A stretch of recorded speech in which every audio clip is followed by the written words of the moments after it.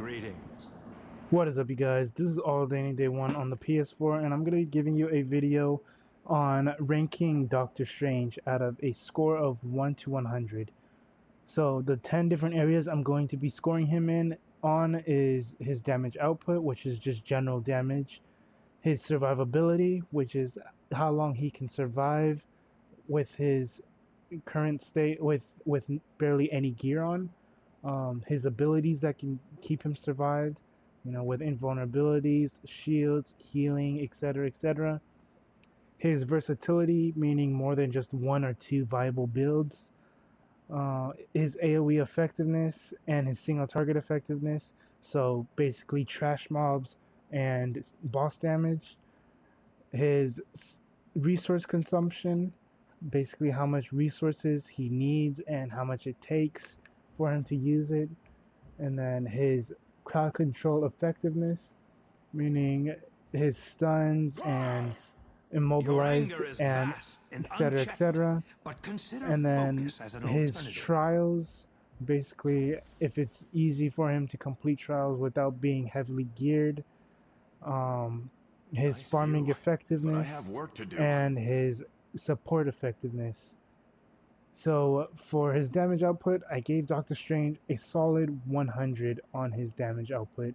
The reason why I gave him 100 is because when you build up his points, his mystical energies, I believe that's what it's called. Yeah, so when you build up mystic energy, which would be the white bar above your blue bar and under your username, as you can see, mine is AllDayAnyDay1, you'll have white bar right there, and when that bar is completely full, you're able to spam your abilities. And when you are able to spam your abilities, you're able to dish out a lot of damage. So you can, there's an ability that gives him 100% crit chance, or 20% crit chance. I think with the talent it gives him 100%. Don't remember. But I mean, not just that, but you also have other abilities. You can summon astral projections with that. You can summon up to 5 astral projections, and with the talent, I believe up to like 9. And then, I mean, there's just all these abilities hit really hard.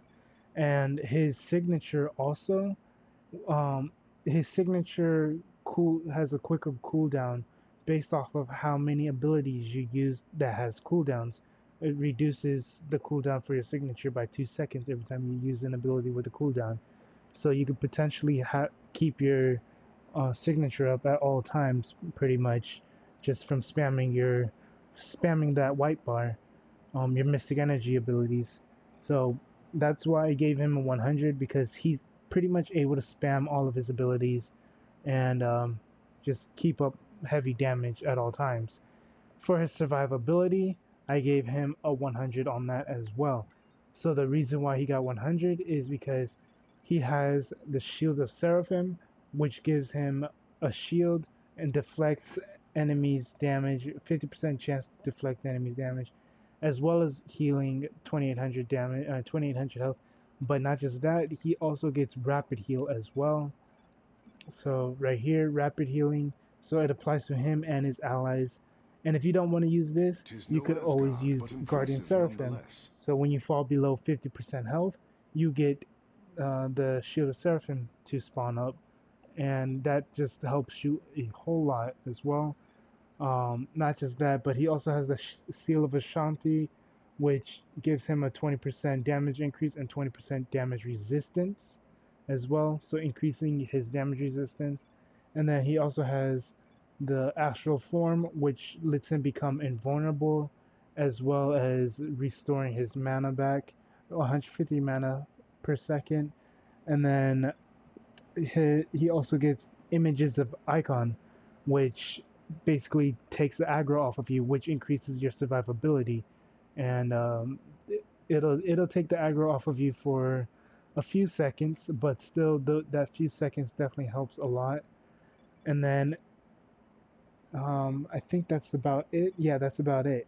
Well, he also can summon enemies as well, or summon allies. He can summon golems and whatnot.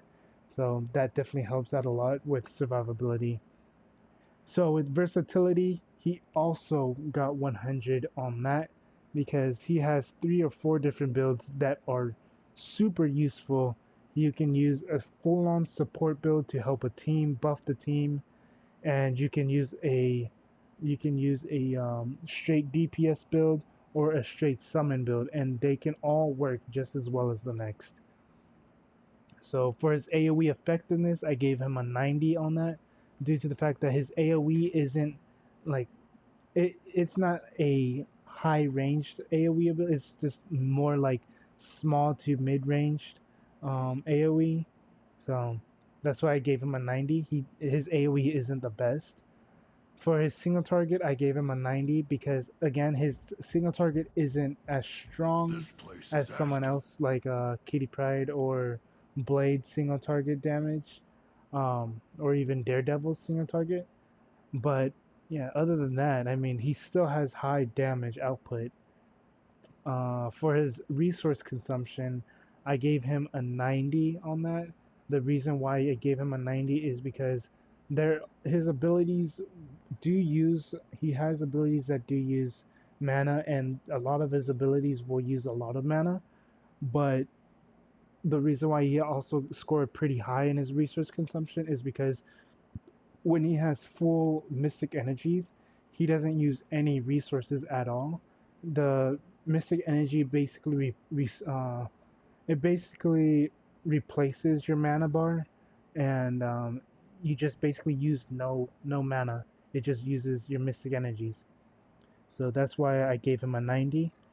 And then crowd control effectiveness, I gave him a 95 on that.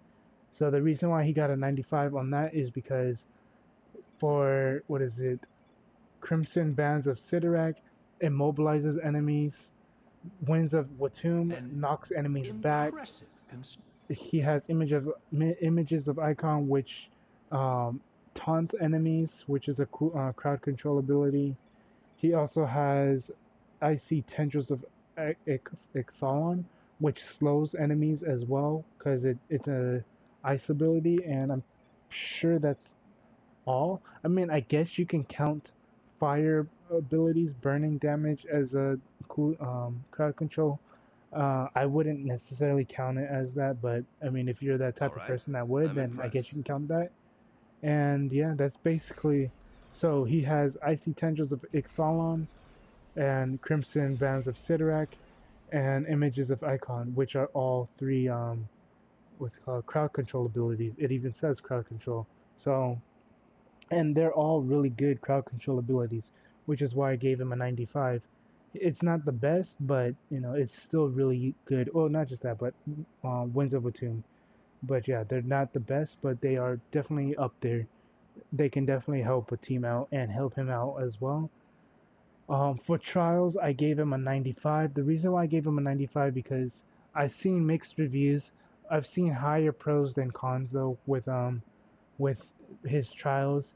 I've seen very, very few people struggle with Doctor Strange in his trials and his cosmic trials. But yeah, most people have been able to complete his cosmic trials within 1 to 2 tries, 1 to 3 tries at the very least. But yeah, I mean, I was able to get it within my first or second try, I believe, with Doctor Strange. And yeah, so for his farming effectiveness, I gave him a 90, and I gave him a 100 on his support effectiveness. The reason why I gave him a 90 on his farming effectiveness is, I mean, it's still a high score. Don't get me wrong, it's still a very high score. But the reason why he got a 90 is because he, like a lot of other characters, he just doesn't put out enough damage unless he's geared out to put out the damage. Once he's geared out, he can put out damage. He can clear out mobs extremely fast. He can defeat a boss really fast as well. But then again, you have to be geared out to do that. If you're not geared out, if you're just looking for gear and stuff, and you're playing solo, you're at best you would be completing something like, let's say, Odin's Palace in about maybe 5-8 minutes or something, without having heavy statted gear. If you are geared out, if you have really nice stats, you can complete Odin's Palace in about 3 minutes or less. And the support effectiveness, the reason why I gave 100 is because, in my opinion, he is definitely the best support character in the game. Everything he has is support based. He can slow an enemy, immobilize enemies, buff the team, taunt enemies if there's too many. He can knock enemies back. He can put a shield on everyone. He can burn enemies, which I suppose can be some type of a support. And yeah, that's really it. I mean, he can summon as well, which can definitely help out. But other than that, I gave him 100 because he's just hands down the best support character in the game. So in total, he came up to a score of 95, being one of the highest characters in the game. This doesn't mean he's the best. This just means he's one of the most well-rounded characters in the game, meaning he can play in any type of way you would want to play him, being one of the most versatile characters. But yeah, that's basically it. If this video helped you out at all, go ahead and leave a like, comment, and subscribe. If you have any questions or suggestions, let me know down in the comment section as well. If you have any questions as well, and you just want to ask me directly, go ahead and let me know through Twitter at alldayanyday1. And yeah, that's basically it. Like I said, if you like the video, go ahead and like it. If you want to see future content and stuff and whatnot, just go ahead and leave me know or subscribe to me, because I'm going to be posting more videos as well.